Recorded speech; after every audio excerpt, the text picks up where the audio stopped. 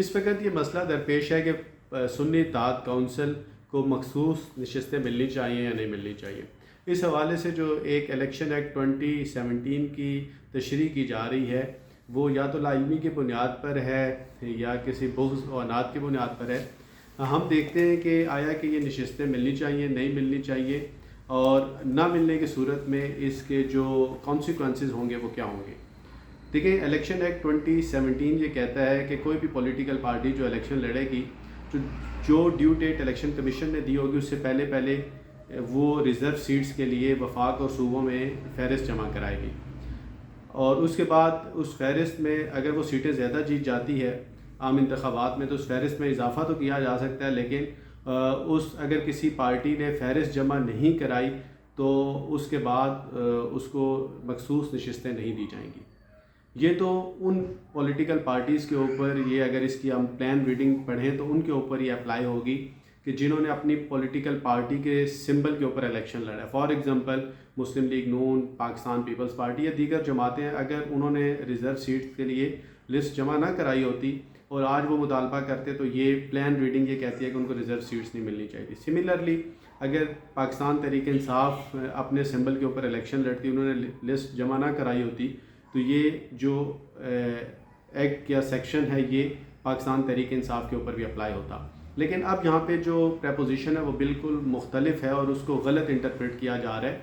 وہ یہ ہے کہ ایک پولیٹیکل پارٹی جس سے ہائپر ٹیکنیکل بنیادوں کے اوپر آپ نے الیکشن سمبل لے لیا، اس کے حمایت یافتہ لوگ الیکشن لڑ کے وہ جو ہے قومی و صوبائی اسمبلیوں کا حصہ بنے۔ اب وہ چونکہ ان کی جو حیثیت ہے وہ انڈیپینڈنٹ کینڈیڈیٹس کی ہے، انہوں نے ایک اور پولیٹیکل پارٹی کو جوائن کیا۔ اب وہ پولیٹیکل پارٹی کہہ رہی ہے کہ ہمیں ریزرو سیٹس جو ہے وہ اس کے لیے جو ہے نا وہ الاٹ کی جائیں۔ اب سوال یہ پیدا ہوتا ہے کہ اس پارٹی کے اپنے سمبل کے اوپر تو کوئی ایک بندہ بھی ملک بھر سے الیکشن نہیں لڑا، تو یہ والا سیکشن ہے الیکشن ایکٹ 2017 کا، یہ اس کے اوپر اپلائی نہیں ہوتا،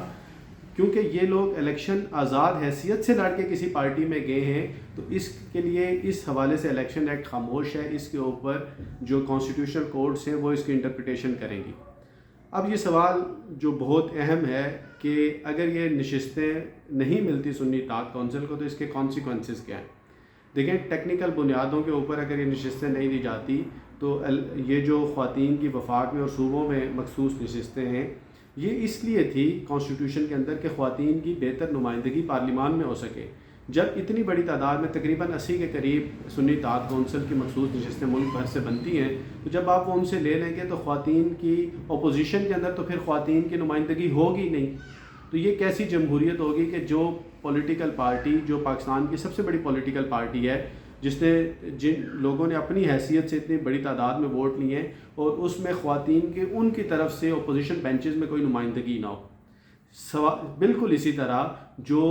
غیر مسلم اقلیتیں ہیں وہ جب اپوزیشن کی طرف سے پارلیمان کا حصہ ہی نہیں ہوں گی، وہ سنی اتحاد کونسل کی طرف سے جب غیر مسلم نہ وفاق میں اپوزیشن بینچز میں بیٹھیں گے نہ صوبوں میں بیٹھیں گے، تو پھر ان کی نمائندگی کون کرے گا؟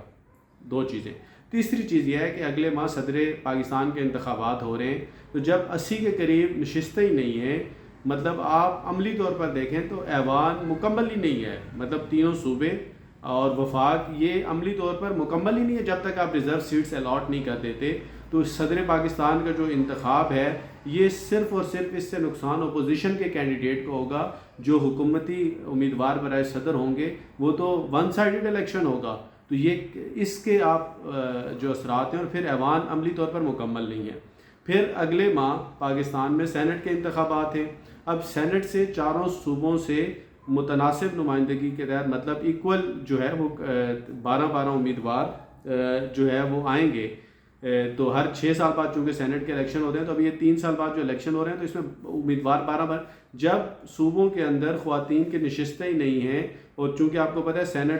سینیٹر کو منتخب کرنے کے لیے ایم پی ایز ووٹ ڈالتے ہیں، تو وہ جو پورا کا پورا سٹرکچر ہے کانسٹیٹیوشن کا وہ اس سے ہل کر رہ جائے گا۔ تو صرف اس ٹیکنیکل گراؤنڈز کے اوپر چونکہ پہلے ریزرو سیٹس کے لیے نہیں جمع کرائی، بھائی پہلے اس لیے وجہ سے جمع نہیں ہو سکی کہ وہ پریپوزیشن اس سے یکسر مختلف ہے کہ یہ پولیٹیکل پارٹی سے لوگ الیکشن لڑ کے نہیں ہیں، یہ آزاد حیثیت سے لڑ کے آئیں۔ تو اس لیے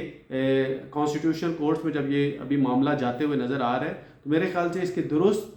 تعبیر اور اس کی تشریح یہ ہوگی کہ ان کو سنی اتحاد کونسل کو ریزرو سیٹس جو نان مسلمس اور مائنورٹیز اور جو خواتین کے لیے وہ الاٹ کی جانی چاہیے. بہت شکریہ.